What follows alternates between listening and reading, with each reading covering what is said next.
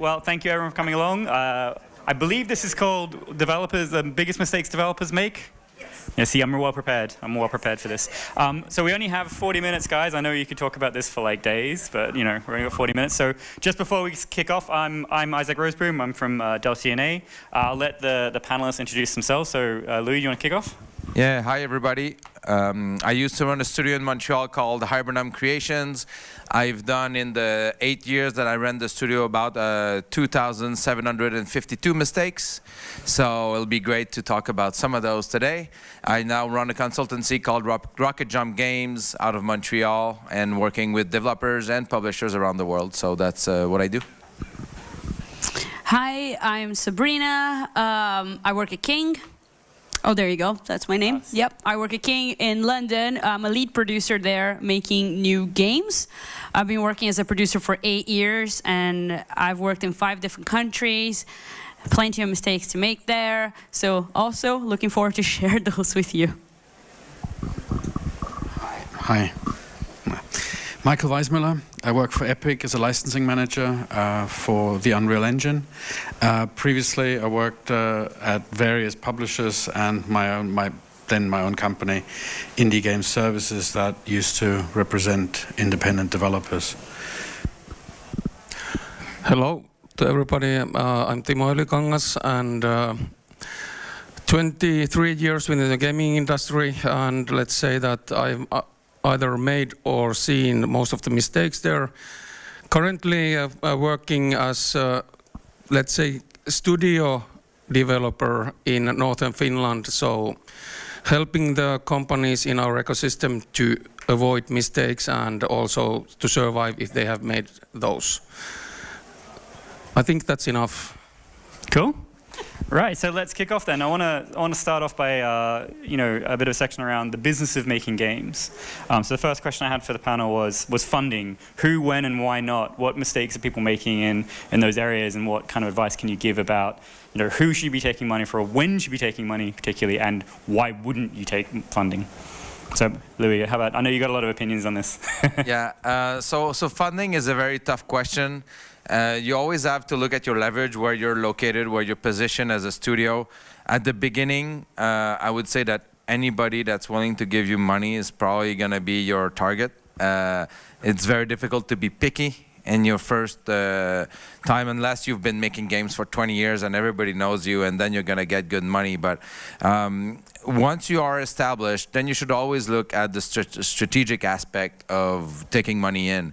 Is this somebody that's going to bring you added value, or just cash in the bank? So for me, it's always about your strategic positioning within the market at the moment you take money, and how many people are lining up to give you money, right? If you have only 1-2 person lining up, just take what you get. If you have 10, then you have to really dig deeper and figure out how and when to take money, what you're giving out in return for that money, and what's your long-term plan with that partner. So there's a lot of different ways to do this. I would always recommend to try to bootstrap as long as possible, especially if you have a game that's getting a lot of attention. Scrap the drawers, do everything you can to not get money too early in that case. So yeah, there's many different strategic approaches for that. I got some, so I had my own studio back in Sao Paulo, and it's been some time ago, and I don't know if you guys ever worked in Latin America. It's very different than Finland and Europe, I will tell you now. And to get that, of course, we needed funding, right? And how do you get funding in a country that there is no culture on video games, and they don't understand what a game is, how long does it take, how do you make money out of this, what do you mean it's been a month, where is the return of investment? So it was quite interesting, because the approach we took is we started taking, I found the right people. I found the people that I wanted to work with me, and I found the people that I wanted to put my baby in their hands, right? That's the game company, right, guys? Not real babies. And then it was about making a name, and how do you make a name in a place in which there isn't?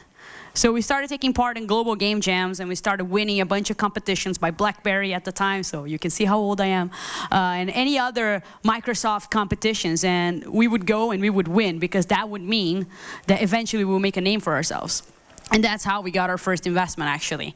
We were very active on social media. We were showing like, hey, look at us, we're winning this, we're winning that, until we got our first deal, which was a great choice. And it was like that. It was 0.5% of opportunities, but it was the right person, lucky enough. So we opened up a studio, and we were able to do what we had to do in the beginning, work for hire, need to pay salaries, investment doesn't go for long, and then try to find a way to reinvest the money until you're able to do your own IP. I want to do my own IP.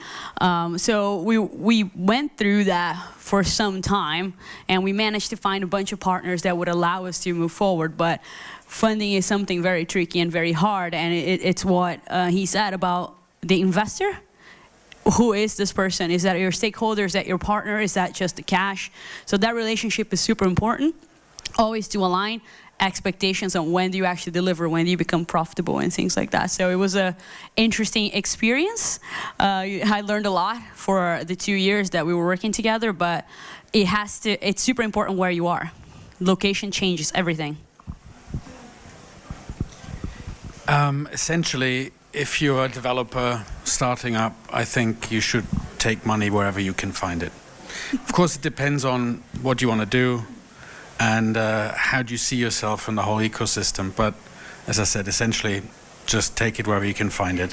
From your mother, from your brother, from your sister, from your from your girlfriend, from whatever, your boyfriend, whatever, wherever you can find it. Your vision has to be fulfilled, and you need money for that. So that's the advice. How to get there is another story. Okay, so as the only lowlife, so sitting below them, I have to take the opposite view here. So don't take money if you don't know what you're going to do with that, and if it's just money, especially if you're a fresh starter, because if you are taking the money from these people they have told earlier here, and you don't deliver, then you have plenty of disappointed and angry people around you. And the next time after the first failure, it will be harder for you, especially in some areas like Finland, to raise funds for the real effort. Luckily, this is a little bit changing, that sometimes it's possible that if you have experience of failure, you can get easier funding if you can just convince them that you have learned from that. So two things there. You have to know what you're going to do with the money, and the second thing is that whatever you do with the money, learn. Okay, that was all good advice. I think one thing everyone hinted at, which we'll talk about now, is let's say that you raided your grandma's drawers and you've got all this cash now. What's the right strategy? I mean, you were some hinting at this before, but I've got my developers, I got my cash. Do I try to do 5 different things I think are going to be amazing, and maybe one of them hits off? Do I commit to one thing I truly believe in? Do I do a bit of work for hire and then try to offset that with learn from that to do a better game? What's the right approach, and is there any right approach, or is it just kind of what fits best? Well, I don't think there's one right approach. The only thing you need to do, in my opinion, once you get funding, is to focus. If you've been bootstrapping for 3 years, doing it on your own, like you mentioned, and all of a sudden somebody offers you a bit of money and you take it, and it's not time to go get the biggest office that you can, move the team, start an incubator for HTML5 games, launch a free-to-play mobile game, and prepare research for a multi-platform console, Steam, and mobile game. You're going to dilute your efforts, you're going to dilute your knowledge, and all of a sudden you're going to do everything pretty poorly. So, in my opinion, if you're starting up and it's your first round of funding that you raise, focus. What are you best at? What can you be the best at in the world? Then focus on that and solely on that. It's the only way you're going to learn very aggressively in one field, and hopefully just like do a single or a double. You don't need to do a home run. Just like go on base, watch the movie Moneyball. But yeah, it's about focus, my opinion. Yeah, I agree. I think there's no right solution. Like I said, it depends on what you want to do as well. And before you accept, it's what he said, before you accept investment, you have to know what you want to do. And for me, when I opened up my studio, I was like, oh, the next God of War. It's gonna come from here. Yeah, it didn't. But that's the thing.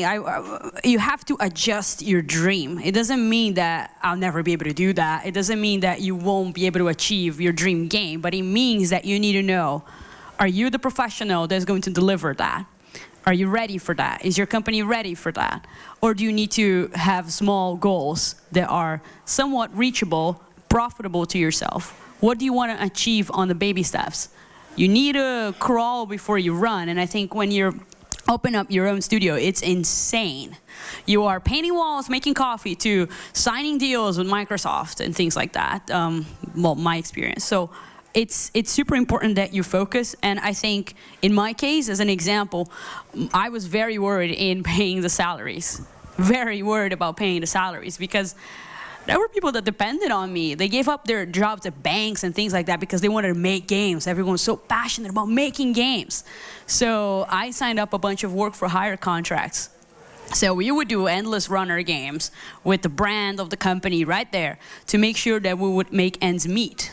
That was even before we started to think about the return on investment, breaking it even, and being profitable. That was just about surviving.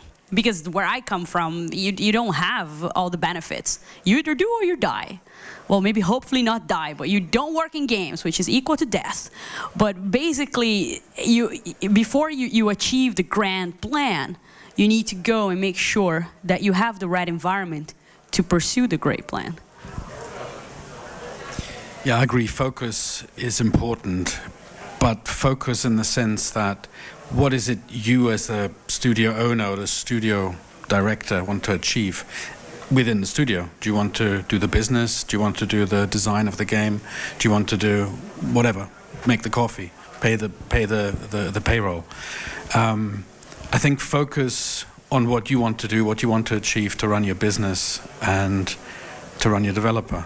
So maybe in some cases, some of the money that you have raised will be well spent to hire people that know a little bit what they're doing from experience, because you won't have that experience just yet. So that is part of the advice I would give there. Okay, so the question from Isaac was also including the work for hire. So that's one of the things that you have to think about, that if you have, let's say, huge funding and you have promised to deliver some kind of game, that means that then you don't think about this issue. But if you have limited funds or no funding outside, then work for hire is good for three things. As Michael here said, to train those skills needed to your own game in later stages. On the other hand, it's good when you want to have salaries paid at least for a while, a couple of months a year at least. And then also it's something that you can do when you are actually really wanting to test and let's say try if you can make your own game also funnier, because it's sometimes a thing that it involves a couple of the people of the team, and the rest of the team can do work for hire, and then you can just find out how to make your game better. So it's really a good option for when you want to get your skills better, when you need more time, when you need money for your salaries. All right. So I think one thing you guys all hit on, which I think is a really interesting point, is that games is about passion, right? So I think I'm going to make the next God of War. I think I'm going to make next Candy Crush or something. So, but the next one in a long line. But I had to do that because you're from King. But I think one of the things that I see a lot is that you can have a really great idea, but if the execution isn't there, it won't work. And so one of the things I wanted to ask you guys is how let's say I got my money, I got my great idea, and let's say it is a really, really good idea, but I've never made games before. How do I get the skills? How do I there's so many different parts to making a game. There's there's the monetization strategies, the back-end strategies, the UA. There's all these different elements that if you're just a guy in a kind of shed trying to make a game, you've never heard these terms before. So how do you go from zero to kind of hero on this? Let's like change it up. Do you want to start? We'll start with Timo. I have to say here that this is a tough one, because if you're going to make the game that no one has ever done before, totally crazy ideas and stuff like that, you're going to fail commercially if you're the first one doing that. So this is very depressing. So the answer there is that you have to think how you can build up a path with let's say more approachable games that you can in some point get your dream game up there. But if you do that wisely, you don't waste too much time, because you can gain from everything you have done to the earlier games and also reuse at least the technical parts there. So this is a sort of optimistic view there, but let's say with realism, which is sort of my cup of tea. So does anybody watch hockey here? Like hockey? Okay, sorry. So I almost, what I'm going to tell you is almost got destroyed last June when the Las Vegas Knights almost won the Stanley Cup. But what I would say is you will rarely win a championship with an expansion team. Even if you're all pros and all-stars and you join together and you make your first game together, it's extremely rare that the game that's going to come out of that new collaboration is you know, best-selling game of the year or whatever. It can happen. It's extremely rare. There's not a lot of secret recipes or secret steps to all of a sudden your first game being extremely successful. But like you said, you want to build God of War, maybe the first thing you build in your first game as an RPG tech tree for your characters. Maybe the second one is going to be about animation that you're going to R&D. Maybe your fourth game is going to be about companion characters. So how do you build towards the ultimate goal that you have through every single project that you deliver until then? Because if you think your first game and you sell to your investor that the first game is going to cost me $1 million, but I think we're going to make $50 million out of it, you're shooting yourself in the foot from the get-go. So it's about steps, unfortunately, and learning to work together. Any other takers? I think you should always aim high. So God of War, and you make it better. Whatever the best game out there is, you should always aim high. And you have a wish list, and that wish list is always there in your mind or on a whiteboard, whatever. And on your way to that wish list, you make all sorts of games, and as we said earlier, on work for hire, God knows what, just to keep your business going. And at one day, you'll get there. Not the first one, unless of course, you're very, very lucky. But one day you will get there, so, yeah. Yeah, I will speak by my experience, but I think resilience is key. And it's hard. It's very hard. I was a female CEO in a video game company in Brazil. Do you know how many female CEOs in a video game company in Brazil are there? There used to be one. There you go. I still haven't met another, to be honest. And I'm not trying to say, oh, I'm so, but that's not, oh, I'm so great. It was so hard. And I opened up my studio, I was 20-something. How the hell do I know what I'm doing? I didn't. But I learned because I studied. I went to the university, I applied for a scholarship, I did a master's degree in games. First ever in the history of my country. Because I wanted to learn. There was nobody there to teach me. Then I made some money with some game jams we won, and I went to a conference. I went to GDC. I learned so much by sitting and watching people talk. These guys, not me, but these guys, super experienced. And then I had my own phone, and I went to people, and I saw like, okay, that makes a lot of money. Hi, do you want to play my game? You know the annoying person that goes and asks for feedback? That's me. That's how we grew. I got to deal with Microsoft and BlackBerry at E3. I just went there and I told people like, hi, so I seen your talk. It was very interesting. Can you give me a little bit of example on your process? How do you exactly do the planning at your place? And I learned because there was nothing else. And I read so many books. And I just ask for help. I went to other video game companies and I showed them what I was working on. So here's what I'm doing and how I'm doing. How do you do yours? I said a little bit earlier in my talk, you show me yours, I show you mine. It's true. Talking about games, guys, talking about games. But it's exactly that. I asked for help. And I know you said, how do you go from zero to hero? It's by trying and failing and keep trying and keep failing. I didn't wake up one day and I started working at King in London, at Wardour Street in Soho, which is amazing. You guys should come visit. But it's not that. I failed so much. I applied to, I don't know how many jobs, 300, 400, because who's going to sponsor a visa? But you have to try, because it does happen. I think what they said, it's true. You go out and you try to make it better. But how do you know if it's better, right? In my view, first game design document I ever wrote was amazing. That's why I'm not a game designer, because it was not. But you need to ask for feedback. And there are people that are going to help you. I had so many people that helped me along the way. And then nowadays, what I do is just to help the others. This is how you learn. This is how the community grows. This is how the industry gets better. So I don't know the secret or the recipe, but I'm still learning. And I think if you want to do that for yourself, go, fail, make mistakes, but ask for help. Ask for help. You make an excellent point, and that's my moment to say, people and companies like Epic that make Unreal, if you go on that engine, they'll help, but seriously, they'll help you a lot. I mean, we don't just take the money. We create an ecosystem for developers to shine, to be successful. You know, we help with marketing, we help with publisher placement, finance, and all that stuff. It's all there. So but it's not just Epic. There are other institutions out there and people to help. So good point. And ask for help, experience.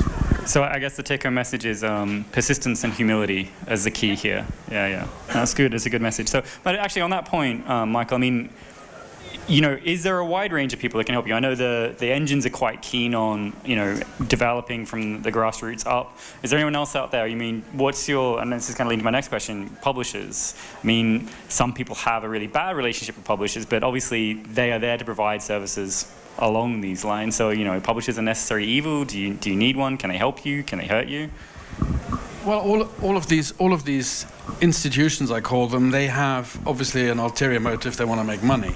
So yes, I mean, yes and no. I mean, it depends on what you want. If you feel like you can crack the market by yourself and go to market by yourself and do all these steps that you need to do, yeah, go for it. More power to you. If you don't, then it's all there. There's your agencies, there's your marketing agencies, your publishing agencies, your publishers themselves, your banks, your VCs, they're all there. They're all there to support the talent to make money because they want to make money. So it's not a bad thing, because we're all in for the same thing ultimately. So I would say, again, talk to them. Talk to as many as you can. Find out what their motivation is. Where's your fit? Where's your how do you get on with the individuals within those companies? With you know, sometimes, or mostly actually, in our business, the cult of the personal is still what makes it work, because you can, you know, if before I was at Epic and I liked the developer, I said, okay, well, because I like you, you don't have to pay an upfront, and we go around together and we'll try and sell you a game. We'll make something of it. It's as simple as that. So try. Yeah, I agree. So when I had my own studio in Sao Paulo, my dream was to get a publishing deal with Sega. You know Sega? Sega, I don't know how you pronounce that, the Sonic one, yeah? And that was like, thank you. Again? Sega. Very good. So we had this thing going, and I put all the efforts of the team. We're going to go into this competition, and they're going to publish our game. It was a beautiful dream, right? We didn't succeed. They didn't publish our game. I sold my studio. I am here now, but it wasn't like a happy story. So I was like, why didn't they publish our game? It was such a good game. I'm gonna find out.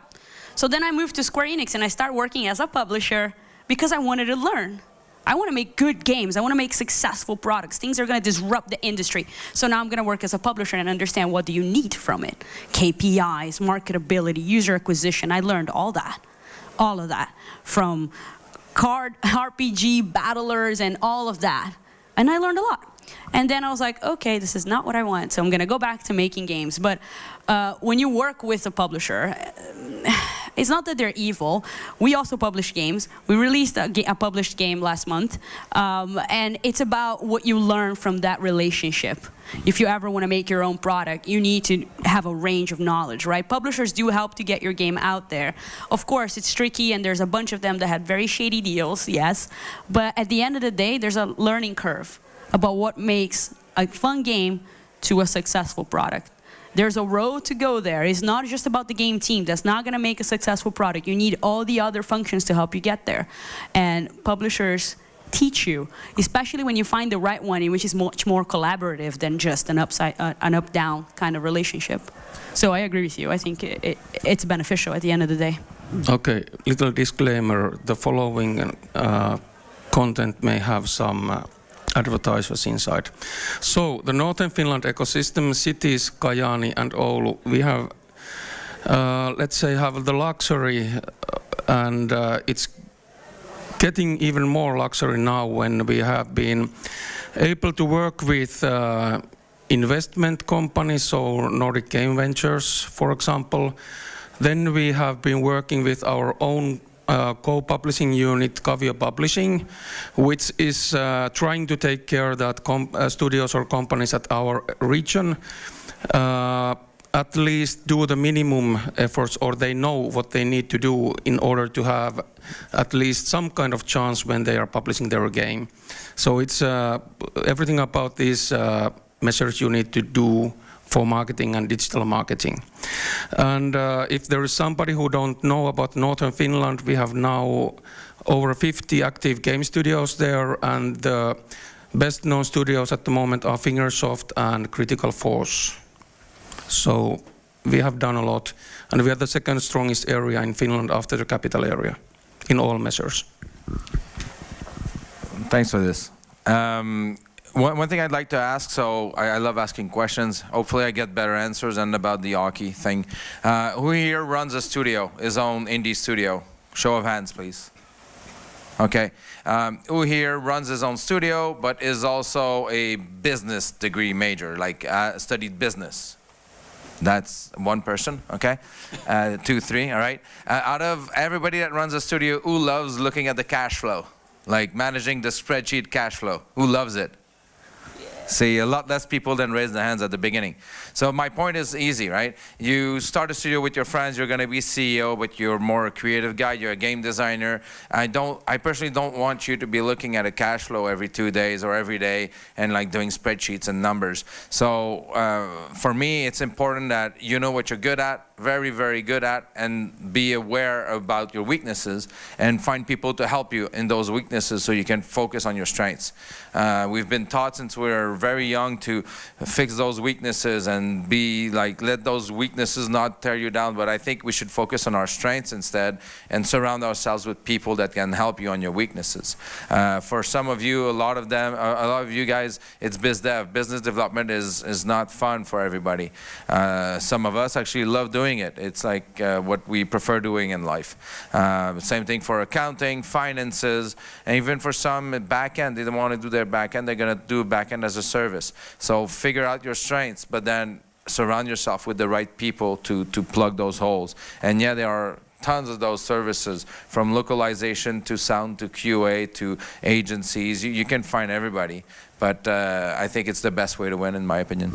So you think all game startups should have a CFO? That's like the second appointment? No, I don't think so. I think when you start as an indie studio, you're going to have a shitload of weaknesses in that column.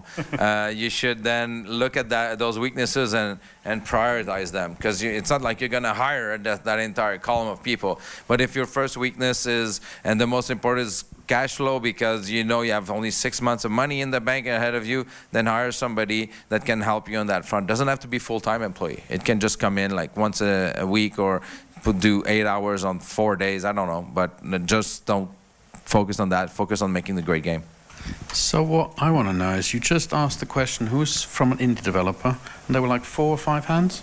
There were 12. Okay, 12. Okay, so we've got a full room here. The rest publishers and VCs or what? Or super shy and don't like to do biz dev? Who's everyone else then? Well, I said owners, right? So. Actually, I mean, that leads to a question I wanted to ask about, about these kind of shows, right? So, I mean, one of the things that we've said in the last few questions is like... Or shall we ask that how many of you has a dream to have own studio? Some Well people done. are going to get fired today. This is all recorded, by the way.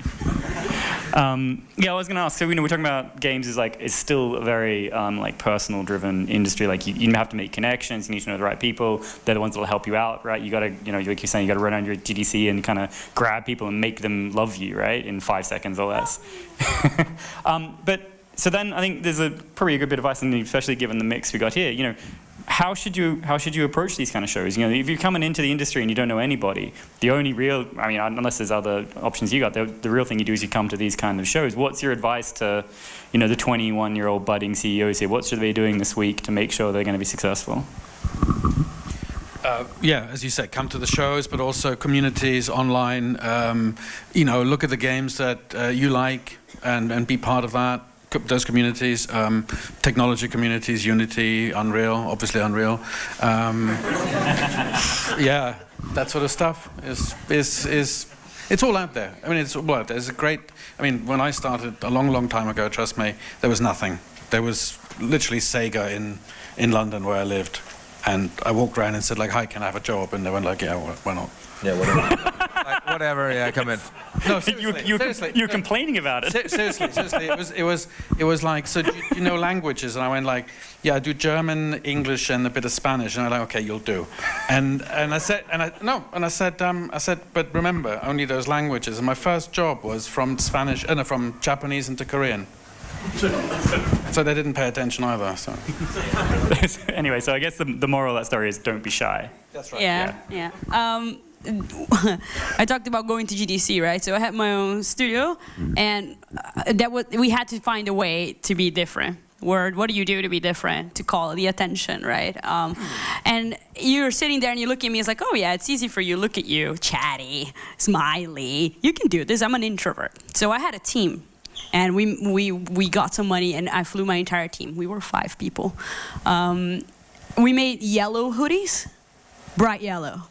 And right above our bums, we wrote Brazil, because that was our differential. We were from a place in which, at the time, there wasn't much movement, right? So we would walk around, and people were like, oh, you're from Brazil. I was like, how did you know? And where were you looking? I actually have I have a picture of that. It's beautiful.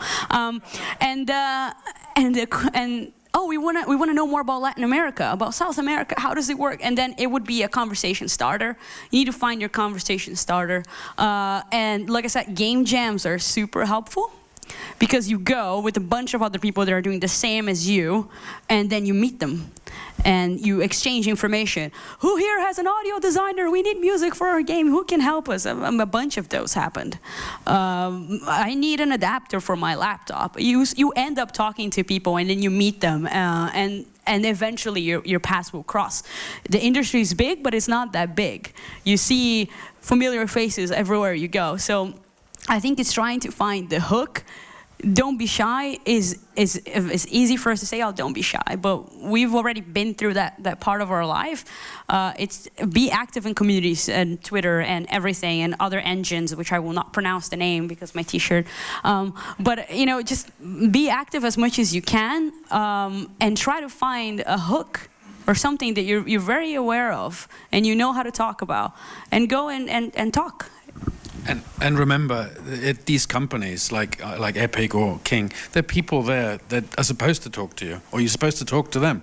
They're there to They're right there. Yeah, they're there to create a community and welcome you into it. So. It's basically like dating or making friends, right? Yeah. So it is what it is. Hi. So at the first place, you got to figure out if you are good at making friends or finding dates.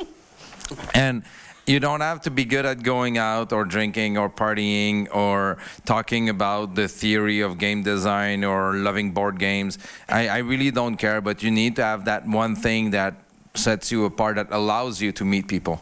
If you don't have any of those, it happens. Hire somebody that does and send that person instead of you. But yeah, it's about making friends. The more amicable you are in your special own way, the more you're going to find a group of people that suits your needs and that's going to allow you to grow in that business. I agree. Yeah, well, let's say like this, I'm a little bit coming the same ways there, that just putting it easy way, that you don't need to drink, but you do need to go to the bars, especially with the events. Yeah, we'll see you later today. But I think the point you made is very true. There are big companies, there are people that are here just to have a chat. And it's not because, oh my God, that person made that game that I love, I will never be worthy, sign my whatever box of game. Just go and say, hey, I love your work, I'm a fan. It's ego, guys. It's like dating. It's like, oh, you look so pretty today. And there will be rejection. There will be rejection, of course. What is that? No, I'm kidding. But that's the point, is making friends. And we're all here to talk and go to the bars. You don't have to drink. But it's all about the relationship. I still have to say one thing to you. You are not introvert, you are ambivert. Ambivert. Yeah. It means that sometimes you can be very extrovert, but it probably costs you later that you are exhausted or something like that. But if you would be introvert, you wouldn't be there. Yeah. Then I go to the bar when I'm trying to feel tired, and then we will have a drink together. All right, well, I think that was a lot of amazing advice. Just in the few minutes we got left, are there any questions that the audience want to put to the panelists? The only thing is that all You the don't? microphones Okay. are with you guys. Well, look, I don't need... Can I kidnap one so I can take to them? Hey, raise your hand again. I don't remember who it is. Just the tallest guy in the room. Yeah, hi. Awesome speech, guys. I just want to ask one thing about, what is your opinion about Patreon, where game developers and other people make a video? Patreon.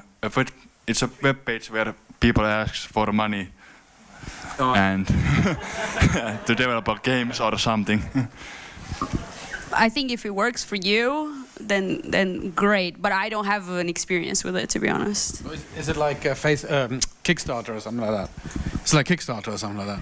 Yeah, something like that. But Well, as long as they don't rip you off, I mean, go for it. I had great experience on Kickstarter. I mean, literally, we worked with a company that wanted $350,000 and made $3.5 million. So, you know, whatever works. As I said at the top of this, ask your grandmother, your brother, your sister, and so on and so forth. Actually, the only thing I would say about Patreon, Kickstarter, or whatever, do not underestimate the work needed to have a campaign on this. Yeah. It is a full-time job that starts 4 months prior to launching your campaign, and that goes all the way through your entire campaign of asking people to be ready on day one to give you money, to boost your charting, and then to beg people. So it is a full-time job. So don't think you just flick on the switch and then go home and look at the money coming.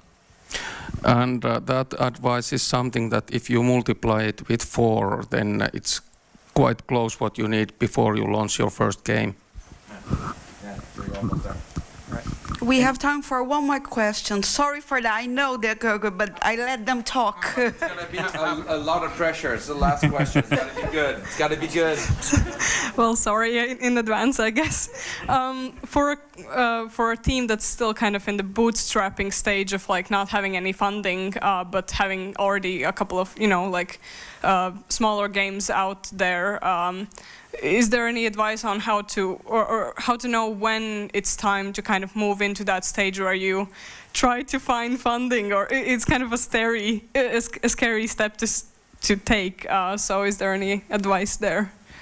Well, I would say that it's all about what you can flaunt about your games. I don't like when people say small games. I think every game has a different way of approaching the market. Do you have a lot of downloads? Do you have good retention KPIs? Do you have good ratings? What do you have that allows you to show progress and then use that progression to go see the right people? So if you're still just learning experience and say, look at the progression between those first games that I have, use that. When do you need money is when your ambitions start to grow too fast compared to your funding. And you're like, okay, I want to do this, now I need money to do it. So how do I do it? I have to go get it. So then show progression, show improvements in what you do, and use that as a stepping stone for the next step.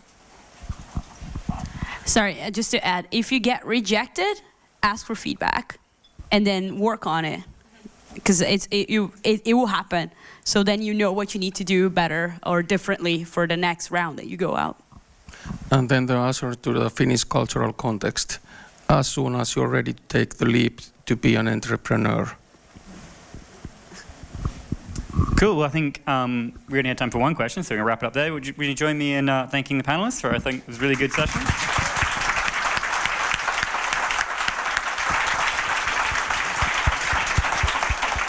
As they mentioned, I'm sure they'll be in the bar tonight, and they invited all of you to go and talk to them. So that should be a fun session at once. And thanks everyone for coming.